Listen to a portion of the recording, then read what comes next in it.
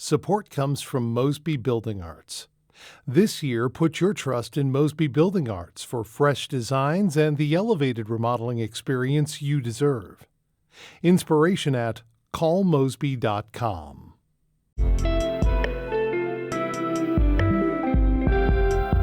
From the St. Louis Public Radio Newsroom, this is The Gateway. It's Wednesday, January 28th. I'm Abby Larico.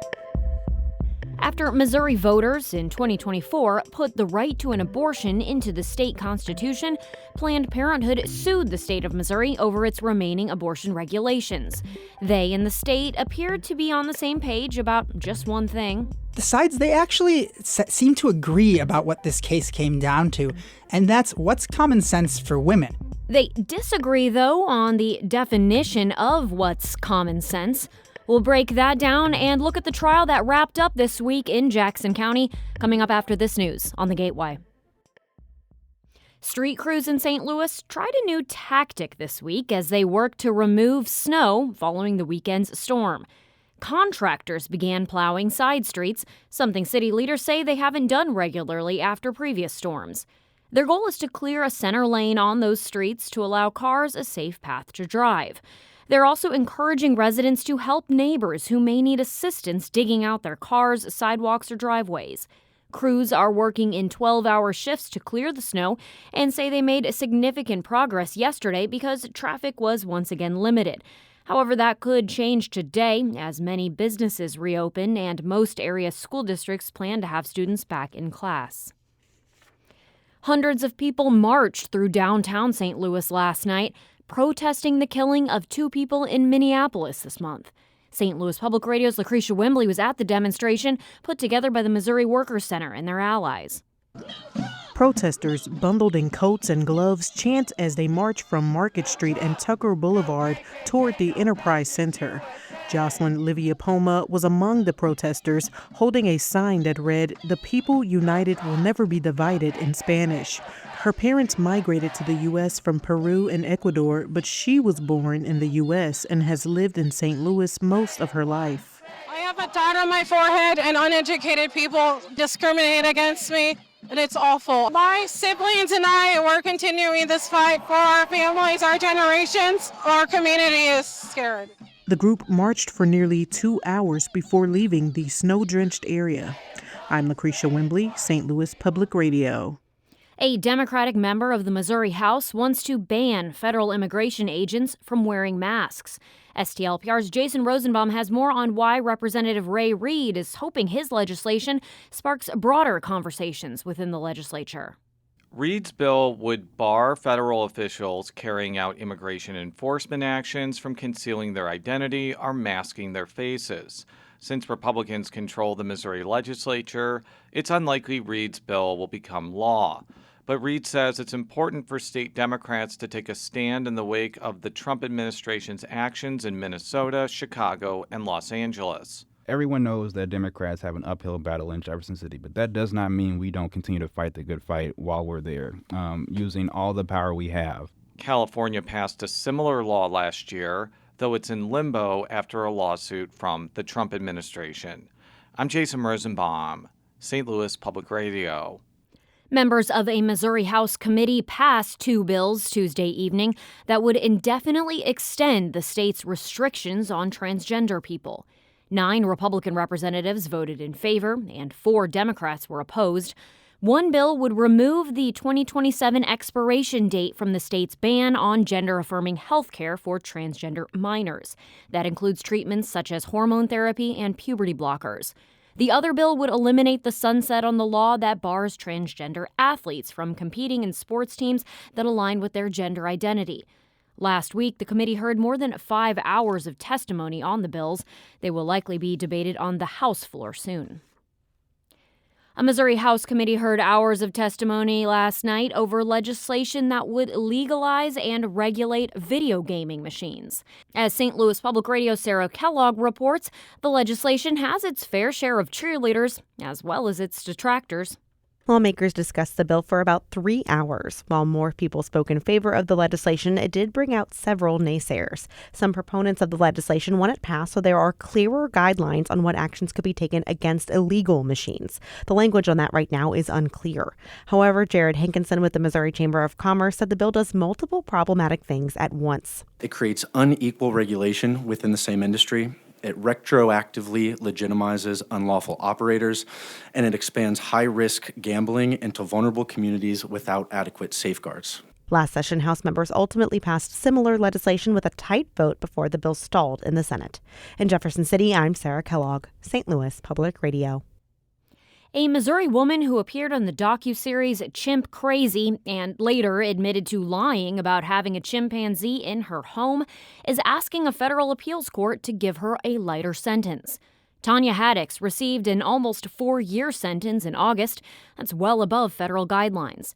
The judge decided she should be punished more harshly because her actions required the government to spend more money on legal proceedings, and the crimes required a lot of planning.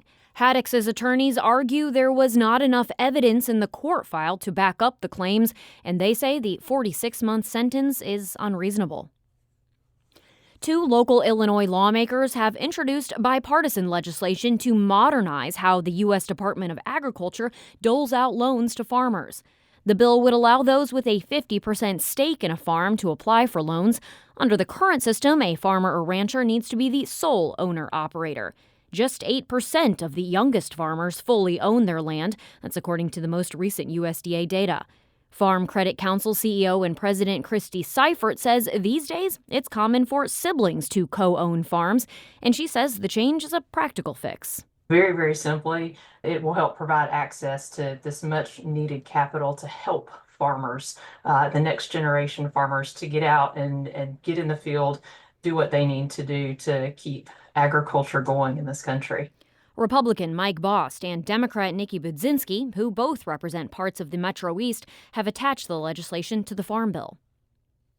Some East St. Louis schools are relying on international teachers to fill classroom vacancies. St. Louis Public Radio's Heba Ahmed met one teacher and has this report.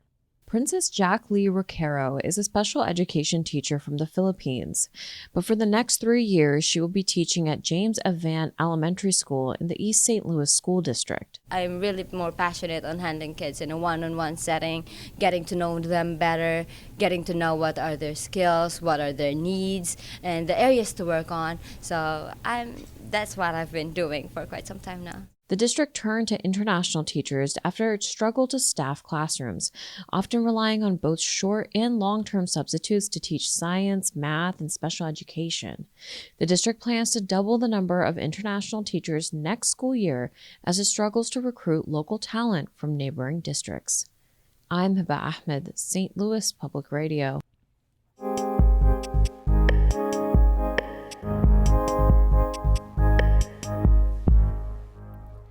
Missouri voters opted to put the right to an abortion in the state constitution back in November of 2024. Shortly after that, Planned Parenthood sued the state over its abortion regulations. That lawsuit culminated in a trial in Jackson County Court that wrapped up Monday. Now, Judge Jerri Zhang will decide whether Missouri's abortion regulations can stand. From our partners over at KCUR in Kansas City, Noah Taborda covered the trial and spoke with Nomeen Ojiadin about what he heard. Planned Parenthood made their arguments in this case 2 weeks ago. What did they say? They really focused on the prejudicial and punitive approach that the state has taken to administering these laws. They brought up experts who discussed how many of these laws run contrary to standards of care and how, when in place, these laws can put women at risk. And last week, the state of Missouri made its arguments. What did state attorneys say? Their focus was largely on emotional testimony. They called witnesses, including women who regretted the procedure, many of whom had undergone it decades ago, but some fairly recently. They had experts who viewed the laws not as prohibitive of technically performing abortions, but as protective of women. They focused on a 72-hour waiting period and what information needs to be given to women before they can actually make a decision. They also focused on risks. They used highly debated and sometimes discredited studies to say that The number of complications relating to abortion was much higher than abortion providers were suggesting they were. And they even dove into the ethics of medicine a little bit, talking about whether abortion is ethical, when it's ethical, how much information needs to be provided in order to ethically perform the procedure. And how did Planned Parenthood respond to the state's testimony? They frequently challenged these experts' qualifications. They brought up those discredited studies. Some of these experts have had publications retracted or were disqualified in other cases. And you were there for the closing arguments, which took place on Monday. What did the sides in this case say? Right. The sides, they actually seem to agree about what this case came down to, and that's what's common sense for women. For the state, common sense means having regulations. It means having laws that make sure that they get certain types of information that gives them time to make these decisions, and that ensures that abortion providers aren't unregulated, that they follow procedures that would ensure clean procedural rooms. And for Planned Parenthood, their view is that these laws aren't common sense, that what's common sense for women is the standard regulations on all healthcare, that it would hinder the trust between a provider and a patient, and that the regulations over how a facility must be set up go above and beyond restrictions on anybody else in the healthcare industry. When is the judge expected to rule in this case? The judge gave until April 10th for both sides to file post-trial briefs where they can expand on a few of the things that maybe they weren't able to get to in their case. That means that until April 10th, she won't be considering this evidence. And as we've discussed, it's 10 days of evidence that she has to go through. And then again, they're challenging several different laws, so she needs to rule on each one individually. So how could the outcome of this case affect abortion access in Missouri? Well, right now, procedural abortions, which is a quick medical procedure, they go in, it takes 5, 10, 15 minutes, and then they're on their way out. They'll check in again if they want to down the line. Those are currently being performed in Missouri. Medication abortion, however, is still on hold. Now, if the judge chooses to strike down all the laws, it would expand care. Procedural abortions would continue. Medication abortions would resume, but she could also choose to allow many of these laws to stay in effect. And if that happens, we could actually see a situation where abortion becomes more limited than it is now. That was KCUR health reporter Noah Taborda speaking with Nomin Ujiyedin about the Missouri abortion trial that ended on Monday. The Gateway is a production of St. Louis Public Radio, a listener-supported service of the University of Missouri St. Louis. Music by Ryan McNeely of Adult Fur. I'm Abby Larico, and from the St. Louis Public Radio newsroom, this has been The Gateway.